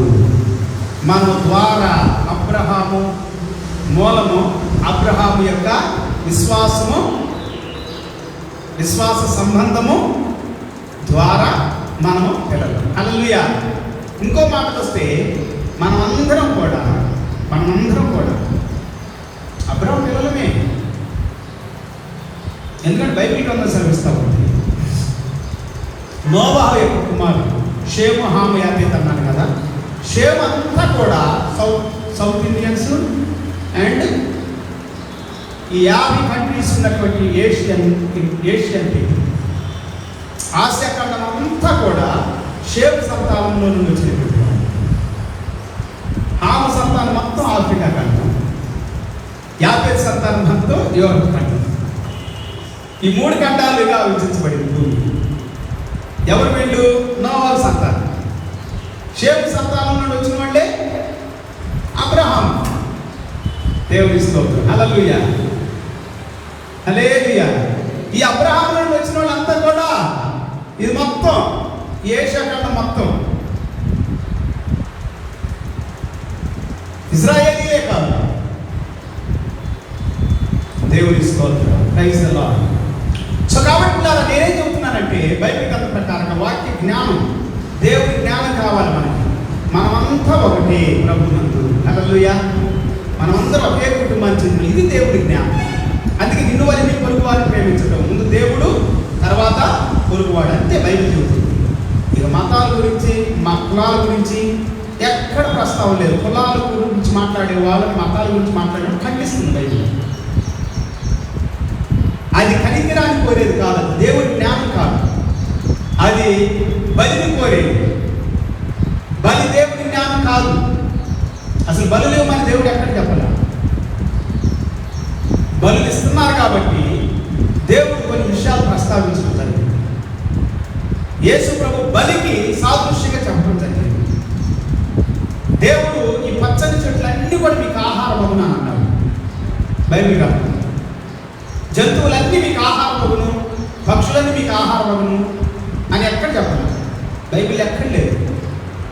బైబిల్ గ్రంథం ఏమని చెబుతా ఉందంటే పచ్చని చెట్లన్నీ మీకు ఆహారమగును. హల్లెలూయా. చెట్టుకు సంబంధించింది ఏదైనా కావచ్చు, కింద నుండి రావడానికి, పై నుండి రావని, కాయలు కావచ్చు, దుంపలు కావచ్చు, అన్ని ఆహారం ఉంది. అది బలి అనేటువంటిది ఎందుకు వచ్చిందంటే బైబిల్లో యేసు క్రీస్తు ఈ భూమి మీదకి వచ్చి బలి అయిపోవాలి, రక్తాన్ని కార్చాలి, పాపానికి పరిహారం చెల్లించాలి, క్రయధనం చెల్లించాలి. ఆదాము చేసిన పాపం, అవ్వమ్మ చేసిన పాపం. అప్పటి నుండి దేవుడు చెప్పుకుంటూ వస్తున్నాడు, దేవుడు ప్రేమించండి, పొరుగువాన్ని ప్రేమించండి. మీ కొరకు బలైపోయేటువంటి యేసు క్రీస్తు ఈ భూమి మీదకి రాబోతా ఉన్నాడు అని మోషే ద్వారా ప్రకటించబడింది. హల్లెలూయా. దాన్ని యేసు ప్రభువు ప్రకటిస్తున్నాడు, అపోస్తలులు ప్రకటించారు. లూకా సువార్త 10:27 అదే ప్రస్తావించబడింది. మార్కు సువార్త 12:29 కూడా అదే ప్రస్తావించబడింది. దేవుని స్తోత్రం. హల్లెలూయా, హల్లెలూయా, హల్లెలూయా.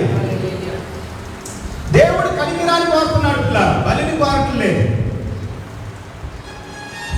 మత్తయి సువార్త 12వ అధ్యాయం 1-18 వచ్చిన వరకు ఈ వాక్యాలన్నీ బలిని గురించి, కనికరాన్ని గురించి మాట్లాడతామండి. ఒక సారాంశం చెప్పేసి నేను ముగిస్తాను. దేవుడి చిత్రంలో వచ్చేవారు చెప్తున్నాను, ఈ వాక్యం చదువుకున్నాను. దాంట్లో ఒకే ఒక సారాంశం ఏంటంటే, ఒక గొర్రె వెళ్ళి గోతిలో పడింది. ఎక్కడ పడింది? గోతిలో పడినప్పుడు జాలి పుట్టి కలిగిన వాడు ఎవడైనా కానీ వెళ్ళి దాన్ని కాపాడతాడు. జాలి లేనివాడు, దయ లేనివాడు కాపాడతాడా? వెళ్ళిపోతాడు. గోతిలో పడినటువంటి ఆ యొక్క గొర్రెని కాపాడకుండా ఉంటారా? ఏ యజమానుడైనా, ఏ మనిషి అయినా కాపాడతారు కదా.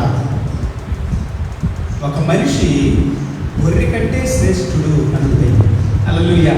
దేనికంటే శ్రేష్ఠుడు అండి? ఈ 12వ అధ్యాయం 1-18 వరకు మీరు చదవండి, అక్కడ ఉంటుంది వాక్యం. కావాలని నేను ఒక వాక్యాన్ని మాత్రం చదివిస్తాను. చదివిన తర్వాత మనం టైం అయిపోయింది కాబట్టి, ఎక్కువసేపు పట్టి చెబితే మైండ్లో ఉండదు కాబట్టి నేను ముగిస్తాను. 12వ అధ్యాయము 12వ వచనం మత్తయి సువార్త. గొర్రె కంటే మనుషుడు ఎంతో శ్రేష్ఠుడు. కాబట్టి విశ్రాంతి దినమున మేలు చేయటం ధర్మమే అని చెప్పి ఆ మనుషుడితో నీ చెయ్యి చాపమనెను. వాడు చెయ్యి చాపగా రెండవ దాని వల్ల అది బాగుపడెను. ఒక వ్యాధిగ్రస్తుడు, లేకపోతే చెయ్యి ఎండిపోయినటువంటి వ్యక్తి, ఓస చెయ్యి కలిగినటువంటి వ్యక్తి, ఒక చెయ్యి ఎండిపోయింది, ఒక చెయ్యి బాగుంది. పక్షవాతం వచ్చినప్పుడు కొంతమందికి ఒక చెయ్యి బాగుంటుంది, ఒక చెయ్యి పడిపోయింది. ఒక కాలు బాగుంటుంది, ఇంకో కాలు పడిపోయింది పక్షవాతం వచ్చినప్పుడు. అలాగనే ఇతనికి ఒక చెయ్యి ఎండిపోయింది. ఈ చెయ్యి ఎండిపోయిన వాడు బాగు చేస్తాడా, బాగు చేయడం చూద్దామని చెప్పి పరిచయులు నిక్కి నిక్కి చూస్తున్నారు, నక్కి నక్కి చూస్తున్నారు. ఎప్పుడు చేస్తాడా ఈ పని చూద్దాము అని చెప్పి. అంతకుముందు చెప్పాడు, నేను చెప్పాను కదా ఒక మాట. 6వ వచనంలో ఏమన్నదంటే, యేసు ప్రభువు ఏం చెప్తున్నాడంటే, దేవాలయం కంటే గొప్పవాడు ఇక్కడ ఉన్నాడని మీతో చెబుతున్నాను అని అన్నాడు. ఎందుకు? దేవాలయాల గురించి, దేవాలయంలో ఉన్నటువంటి రొట్టెల గురించి మాట్లాడాడు. 1వ వచనం దగ్గర నుండి 6వ వచనం వరకు శిష్యులు తింటున్న ఆహారాల గురించి విశ్రాంతి దినం నాడు 1వ వచనంలో అదే ఉంటుంది. 12వ అధ్యాయం 1వ వచనంలో, ఆ కాలమందు యేసు విశ్రాంతి దినమున పంట పొలంలో బయట వెళుచుండగా ఆయన శిష్యులు ఆకలి కొని వెన్నులు తుడిచి తినసాగిరి. పరిసయ్యులు అది చూసి, ఇదిగో విశ్రాంతి దినమున చేయకూడనిది నీ శిష్యులు చేయుచున్నారు అని చెప్పి ఆయనతో చెప్పగా, అప్పుడు యేసు ప్రభువు చెబుతున్నాడు, దావీదు ఏం చేశాడు? ఆ మందిరంలోకి వెళ్ళి యాజకుడు తప్ప వేరే వాడు తినకూడనటువంటి దానిని దావీదు తనతో ఉన్నటువంటి వారు తిని ఆజ్ఞ అతిక్రమించారు కదా. దేవుడు ఏమన్నా కఠినంగా చూసాడా, క్రూరంగా చూసాడా? అక్కడ ఆకలి అయింది. దావీదుకు అవసరం అది, దావీదు అవసరం అది. దేవుడు ఆజ్ఞించింది ఎందుకు? మంచి కోసమే, మేలు కోసమే. అంతేగాని కఠినత్వం కోసం, క్రూరత్వం కోసం, నీచత్వం కోసం అని కాదని ఈ వాక్యము ఈ 12వ అధ్యాయము 1-18 వరకు మనకి నీతిని బోధిస్తూ ఉంది. దేవుడు బలిని కోరట్లేదు, కనికరాన్ని కోరుతున్నాడని బోధ చేస్తూ ఉంది. దేవుడు ఇచ్చిన ప్రతి ఆజ్ఞ మేలు కోసమే. దావీదు ఆ దినం ఆకలి ఉన్నాడు, సౌలు చేత తరబడతా ఉన్నాడు. సౌలు ఎప్పుడు చంపుదామని చూస్తూ ఉన్నాడు. తన ప్రాణాన్ని దక్కించుకోవడానికి ఎటుపడితట్టు తిరుగుతూ ఉన్నాడు. ఆ సమయంలో ఆకలైంది దావీదుకి. ఆ యొక్క మందిరంలోకి వెళ్ళాడు. యాజకుడు తప్ప ఎవరు తినకుండా రొట్టెలు తీసుకొని తినేసాడు కదా. దేవుడు ఏమన్నా కఠినాత్ముడా, క్రూరుడా, నీచుడా, దుర్మార్గుడా, పనికిమాలినోడా, అపవిత్రుడా, ఆజ్ఞను అతిక్రమించినటువంటి ద్రోహి అని అన్నాడా? అనలేదు కదా అని చెబుతూ ఉంటాడు. అతడు దేవుడి మందిరంలో ప్రవేశించి యాజకులే తప్ప తానైనను తనతో కూడా ఉన్నవారైనను తినకూడని సముద్రపు రొట్టెలు తిన్నాడు. మరి యాజకులు విశ్రాంతి దినమున, దేవాలయంలో విశ్రాంతి దినమును ఉల్లంఘించి నిర్దోషులై ఉన్నారని మీరు ధర్మశాస్త్రమందు, యాజకులు కూడా ధర్మశాస్త్రాన్ని ఉల్లంఘించారు, దావీదు కూడా ఉల్లంఘించాడు. కానీ దేవుడు దావీదును ఏం చేయలేదు, యాజకుల్ని ఏం చేయలేదు. అక్కడ అవసరవాది కనికరం చూడటానికి వచ్చాడు. దేవాలయం కంటే గొప్పవాడు ఇక్కడ ఉన్నాడని మీతో చెబుతున్నాను అని అన్నాడు యేసు ప్రభువు. దేవునితో ఉన్న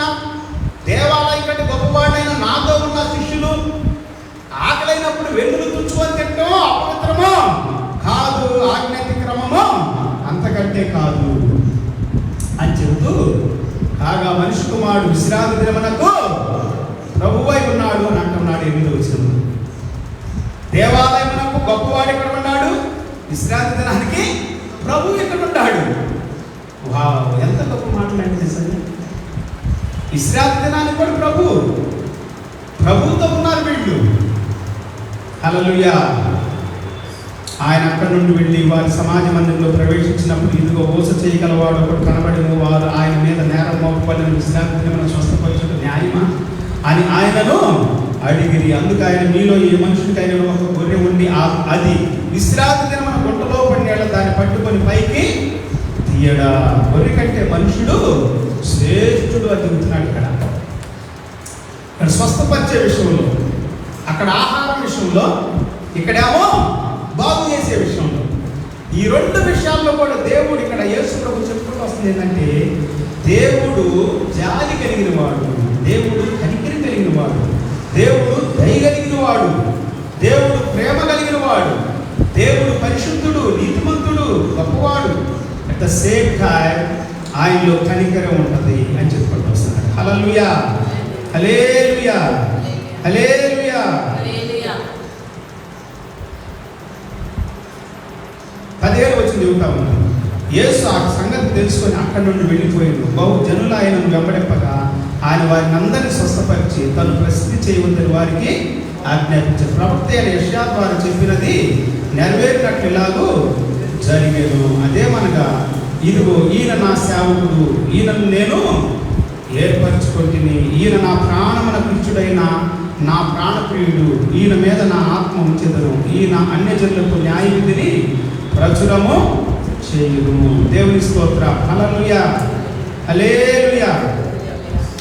దేవుని వాక్యం స్పష్టంగా మాట్లాడుతూ ఉన్న పిల్లలు, దేవుడు అద్భుతంగా చెబుతూ ఉన్నాడు. ఏమని చెబుతూ ఉన్నాడంటే, దేవుడు కనికరం చూపాలి మనము. 7వ వచనం చాలా ప్రాముఖ్యమైనది. ఇది నేను మిస్ చేశాను మీతో చెప్పడానికి. అసలు ఆ వాక్యాన్ని అనుసరించే ఈ యొక్క అధ్యాయం మొత్తం మీకు చదివించింది. 7వ వచనం ఏముందంటే, మరియు కనికరమనే కోరుచున్నాను కానీ బలిని నేను కోరను అను వాక్య భావం మీకు తెలిసి ఉంటే, నిర్దోషులను దోషులని మీరు తీర్పు తీర్చకుదురు. హల్లెలూయా, హల్లెలూయా. దోషులని తీర్పు తీర్చుకుందురు, నిర్దోషులను. దేవుడు కనికరాన్ని కోరుతా ఉన్నాడు. God is wanting from us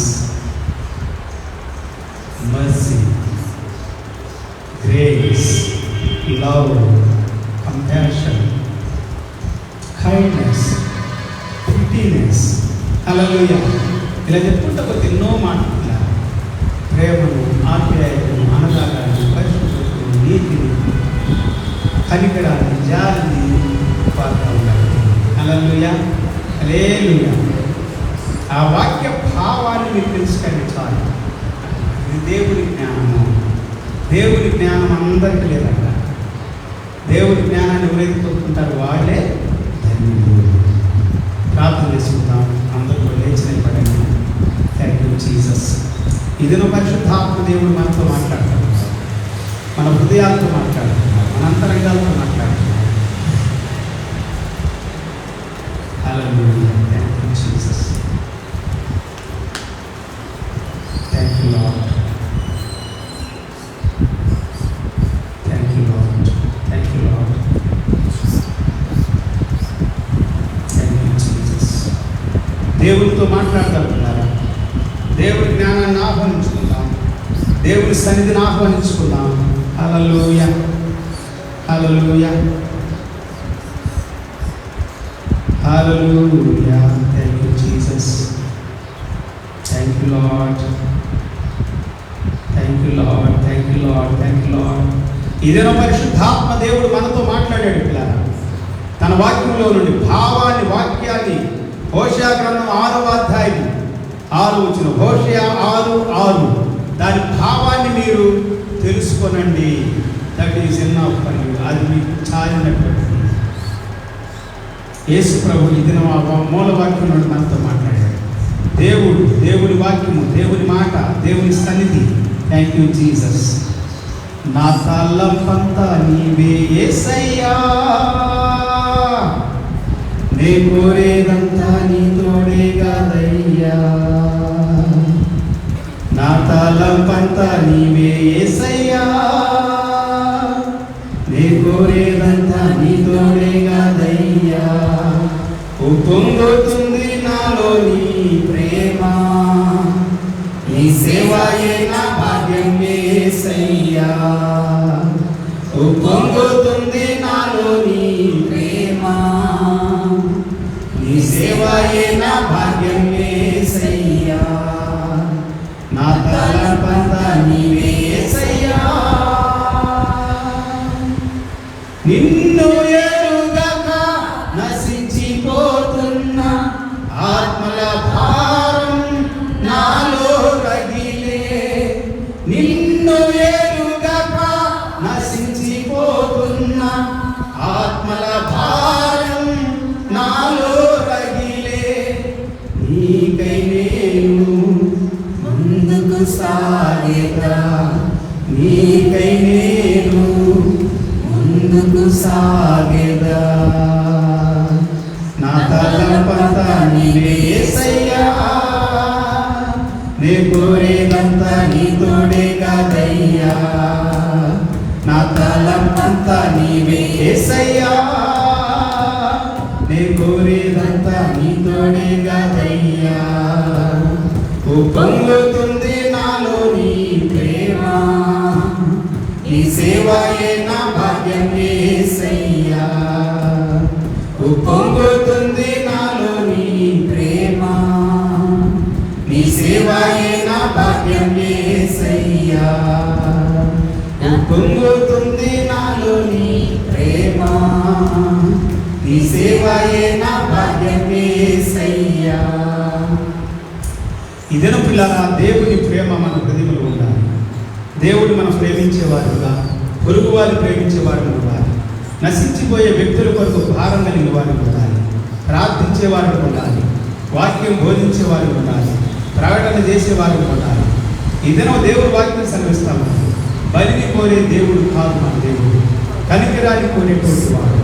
దాని భావాన్ని మనం తెలుసుకోవాలని, దాని అర్థాన్ని మనం తెలుసుకోవాలని, దాగి ఉన్నటువంటి దేవుని జ్ఞానాన్ని మనము మన హృదయంలో నింపుకోవాలని దేవుడు మాట్లాడుతూ ఉంటాడు. దేవుని జ్ఞానం కావాల్సిందా మనకి. దేవుని జ్ఞానం నందు సంతోషిస్తూ ఉంటాడు. హల్లెలూయా. దైవ జ్ఞానము, పరిశుద్ధమైన జ్ఞానము, పరలోక సంబంధమైన జ్ఞానము, క్రీస్తు జ్ఞానం. హల్లెలూయా. యేసు క్రీస్తే దేవుని జ్ఞానమైనాడని దేవుని వాక్యం సెలవిస్తూ ఉంది. సమస్త బుద్ధి జ్ఞానాలు ఆయన యందు గుప్తమై ఉన్నవి. క్రీస్తుని ఎరుగుటి దేవుని జ్ఞానాన్ని తెలుసుకోవడం. యేసు క్రీస్తునందు ఉన్నటువంటి విశ్వాసం బలముగాను స్థిరముగాను అధికముగా ఉన్నట్లుగా ఈ దినం మనం ప్రార్థన చేసుకుందాం. యేసయ్య ఈ దినము మన ఆత్మలకు రక్షకుడై ఉన్నాడు. హల్లెలూయా. ఆయన మనం రక్షించాడు, పాపము నుండి శాపము నుండి విమోచించాడు. దేవుని యొక్క యేసయ్య రక్షణ కొరకు అందరూ చేతులు ఎత్తి 10 నిమిషాలు వందనాలు చెబుతాం. ఆయన యొక్క బలియాగము కొరకు వందనాలు చెబుతాం. ఆయన కాల్చినటువంటి రక్తాన్ని బట్టి వందనాలు చెబుతాం. మన కొరకు గాయపరచబడిన యేసు క్రీస్తుని బట్టి వందనాలు చెబుతాం. హల్లెలూయా. ప్రతి ఒక్కరు దేవుని స్తుతించండి, దేవుని గణపరచండి. పరిశుద్ధుడా నీకు వందనాలు, మహాగణుడా నీకు వందనాలు, సర్వోన్నతుడా నీకు వందనాలు, సర్వాధికారి నీకు వందనాలు. నీ సన్నిధి కొరకు వందనాలు, నీ కృప కొరకు వందనాలు, నీ శక్తి కొరకు వందనాలు, నీ పరిశుద్ధాత్మ కొరకు వందనాలు, నీ మాటల కొరకు వందనాలు. నాతో మాట్లాడే ప్రతి మాట మా హృదయాలను బలపరచును గాక, ధైర్యపరచును గాక, లేవనెత్తును గాక, నింపును గాక. నీ సన్నిధితో, జ్ఞానముతో, పరిశుద్ధతతో, తెలివితో, బుద్ధితో, వివేకముతో, బలమైన ఆత్మతో నింపును గాక. దేవాని ప్రేమతో, కనికరమతో మమ్మల్ని నింపును గాక. నీ యొక్క జాలి దయతో నింపును గాక. నీ ప్రసన్నత అగ్ని అభిషేకం ప్రతి బిడ్డను నింపును గాక. హల్లెలూయా. అందరూ దేవుని స్తుతించుదాం పిల్లరా. దేవాది దేవుని వందనాలు చెబుతాం. ఈ సమయం కొరకు, దినం కొరకు స్తోత్రాలు చెబుతాం. పరిశుద్ధుడా వందనాలు, గనుడా వందనాలు, మహోన్నతుడా వందనాలు, మహిమ స్వరూపుడా నీకు స్తోత్రాలు ప్రభువా. అన్ని విషయాలు కృప చూపమని బలపరచమని ప్రార్థిస్తున్నాం. ఈ దినం మేము విన్న వాక్యము మా జీవితాలకు, మా కుటుంబాలకు ఆశీర్వాదకరంగా మార్చండి. లైవ్లో వింటున్న ప్రతి ఒక్కరికి వారి యొక్క జీవితాలకి, వారి కుటుంబాలకి, వారి చేతుల కార్యాలకు ఆశీర్వాదకరంగా మార్చబడునుగాక. ప్రపంచ దేశాల్లో ఈ వాక్యం రాబోయే దినాల్లో ప్రకటించబడబోతుండగా అద్భుతంగా ప్రభువా ప్రజలు నీ వాక్యాన్ని విందురుగాక, నిన్ను గణపరచుదురుగాక, నిన్ను మహిమపరచుదురుగాక. ప్రతి విషయములో నీకే మహిమ, ఘనత, ప్రభావాలు చెల్లిస్తూ ఈ సమయం కొరకు, ఈ దినం కొరకు వందనాలు, స్తుతులు, స్తోత్రాలు చెల్లిస్తూ మా ప్రభువును, మా రక్షకుడైన యేసయ్య అతి శ్రేష్టమైన గొప్ప నామములు స్తుతించి, ప్రార్థించి, గణపరిచి వేడుకుంటున్నాము తండ్రి. ఆమేన్. Praise the Lord. అందరూ కూర్చుందాం. ఈ సమయంలో లైవ్లో వీక్షిస్తున్న ప్రతి ఒక్కరికి హృదయపూర్వక వందనాలు తెలియజేస్తా ఉన్నాను. దేవుని వాక్యాలు వినండి. ప్రతిరోజు 7:30 సాయంత్రం ప్రతిరోజు వాక్యం ప్రకటించబడతా ఉంది. ఒక్కోసారి 7 గంటల నుండి 9 గంటల లోపు ప్రకటించబడుతుంది. వాక్యాన్ని వినండి, దేవుడి నామాన్ని మహిమపరచండి. యూట్యూబ్లో కూడా జాన్ సామ్యూయల్ ముక్కాల అని మీరు టైప్ చేస్తే యూట్యూబ్లో కూడా మీ కొరకు సిద్ధపరచబడినటువంటి అప్లోడ్ చేయబడిన వాక్యాన్ని మీరు వినొచ్చు. దేవుని ద్వారా దీవెనలు, ఆశీర్వాదాలు పొందవచ్చు. అలాగే లైక్ చేయండి, షేర్ చేయండి, సబ్స్క్రైబ్ చేయండి. దేవుడు మిమ్మల్ని, మీ కుటుంబ సమృద్ధితో దీవించి ఆశీర్వదించుగా. God bless you all. Have a good day and wonderful day. See you tomorrow by 7:30 PM Indian time. Until then, take care. God bless you. Praise the Lord.